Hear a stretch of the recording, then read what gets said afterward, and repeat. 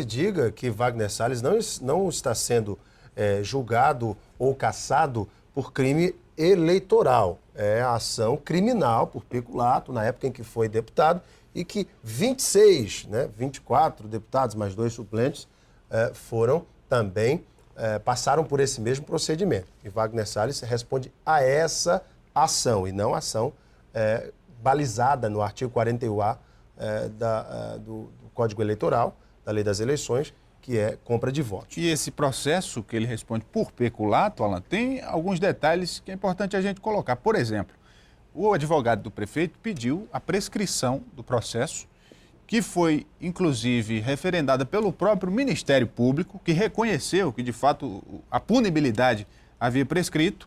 Agora, lá no STJ, eu já tenho informação de que o próprio Ministério Público Federal também tem um parecer favorável à punibilidade ser extinta, ou seja, concorda com a tese da prescrição. No entanto, somente a Justiça do Acre que não entendeu dessa maneira. Senhores, na eventualidade passada do nosso debate, nós colocamos aqui o nome de Henrique Afonso como um possível divisor de águas dentro dessa proposta de uma terceira via ou de uma eventual candidatura do lado da oposição. Acontece que isso vem se consolidando. Henrique Afonso está com conversas bastante avançadas com o outro grupo de oposição, encabeçados, desculpa o trocadilho, por Sérgio Petecão, Tião Bocalon e outras figuras políticas. Bem, professor Nilson Euclides, diante deste cenário, a Frente Popular deve temer, principalmente por conta da votação que teve Henrique Afonso nas eleições passadas para deputado federal e agora com esse discurso do homem correto, íntegro, defensor da vida e da família, no que Henrique Afonso capitaliza a oposição, em sua opinião? Olha, ainda eu acho muito cedo para você pensar no Henrique Afonso ou uma coligação que ele possa vir fazer como uma terceira via. Eu acho que o governo está sentado em números bastante positivos, isso é real, é concreto, mas não deve se sentar de forma esplêndida nesses números. Nós temos uma eleição que virá, nós estamos falando muito de vai ganhar fulano, ciclano, mas a eleição sequer, o processo eleitoral começou, mas oficialmente nós temos aí, a partir de março, abril, é que a coisa começa a tomar corpo. Então eu acho que o governo, por um lado, ele está bastante confortável, ele tem aí sinais e tem dados que lhe dão essa tranquilidade, mas por outro lado também, uma parte da oposição, e eu acho que o Henrique Afonso não faz parte desse grupo, precisa se levar mais a sério também. Por um lado, a oposição precisa se levar mais a sério. O Henrique Afonso, talvez, dentro desse grupo aí, e talvez um outro ali, sejam essas pessoas que têm essa concepção, mas tem uma parte da oposição que parece que não se leva a sério, e também não pode exigir que o eleitor a leve a sério também. Por outro lado também, qual seria o governo... essa parte, professor? Olha, eu prefiro não citar nomes, eu acho que é visível, as pessoas ficam... uma hora fala uma coisa, outra hora fala outra coisa, quer dizer, falta consenso, falta credibilidade para essas pessoas ao afirmarem determinadas coisas, mas por outro lado também, essa questão de quem se leva a sério, existe uma parte da oposição que leva o processo eleitoral a sério. Portanto, essas pessoas, essas lideranças, terão a resposta do eleitorado. Aquelas que não se levam a sério, provavelmente não vão ter um eleitor que as levará a sério. Por outro lado também, o governo também não pode se levar muito a sério.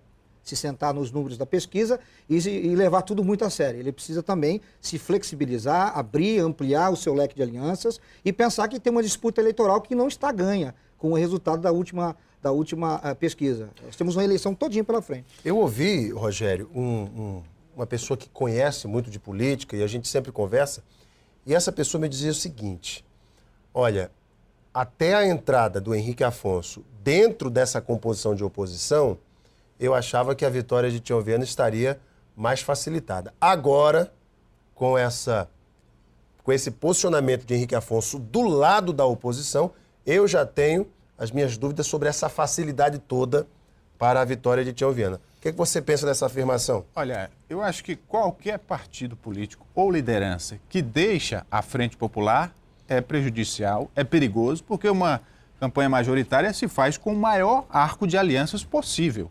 E aí, o que a Frente Popular tem que temer não é a votação que Henrique Afonso teve para deputado federal. mas sim a votação que Tião Viana teve para governador. A margem de diferença foi muito pequena em relação ao candidato opositor. Perdendo aí, na capital. Perdendo Henrique Afonso para a oposição, pode desequilibrar esse jogo. Os votos que ele vai captar, ele vai tirar da Frente Popular. E aí, desequilibrando, aí pode ter um segundo turno e aí tudo é possível, né? Professor Coelho. Eu acho que, na minha visão, terá o segundo turno, independente de uma situação ou outra. A pesquisa que eu analisei tem um fato que nós temos que observar. A personalidade Tião Viana, 70%, está inquestionável. Mas o governo Tião Viana, 55%. Eu acho um número muito ainda a desejar, não é um número ainda que vai dizer assim, não, o Tião Viana vai ganhar a eleição no primeiro turno. É o que mais ou menos reflete o resultado da última eleição. Exatamente. Então, veja bem, analisando outro aspecto, a Marina saiu naquele tempo, o Fernando Melo saiu, o Gladys, que era daqui, saiu, várias personalidades, o Petecão, que era da Frente Popular, saiu, houve esse aperto. Agora tem a saída do Henrique. Mas quando eu converso com as pessoas dizem assim, aquela velha cantiga, a Frente Popular tem um projeto, está trabalhando, o governador agora está investindo na produção, o homem do campo está indo no interior, e a oposição não teve ainda o despertar de fazer um projeto alternativo, um projeto político. Quando a gente escuta o Bocalô falando, é a mesma cantiga da primeira campanha dele. Então é como o Euclides disse, o professor falou, a sociedade não percebe ainda uma segurança de propostas exequíveis pelo lado da oposição para dizer, não, nós vamos mudar. E eu sempre digo, a Frente Popular avançou, tem avançado, tem equívocos, tem defeitos, tem problemas, e há tempo de corrigir.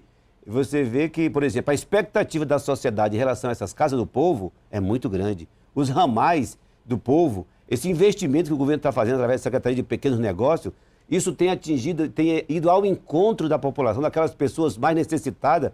Isso tem feito um diferencial muito grande e não é só em Rio Branco, é no estado inteiro. Então isso tem feito a diferença. Agora precisa observar uma coisa. Nós precisamos separar um pouco a coisa. Nós estamos falando de um governo dentro do estado que controla a economia, que controla os meios de comunicação. Tá? Menor ou maior grau, não vamos discutir essa questão aqui. Então é preciso diferenciar. Nós, que vamos analisar do ponto de vista político, nós temos que separar o governo, o discurso oficial do governo e aquilo que o governo publica da realidade do povo do Acre. Então nós temos uma parcela do eleitorado, até por conta do baixo grau de educação, de conhecimento, de informação que ele tem, ele às vezes compra muito aquilo que o governo incessantemente vem descarregando, porque controla todas as mídias locais.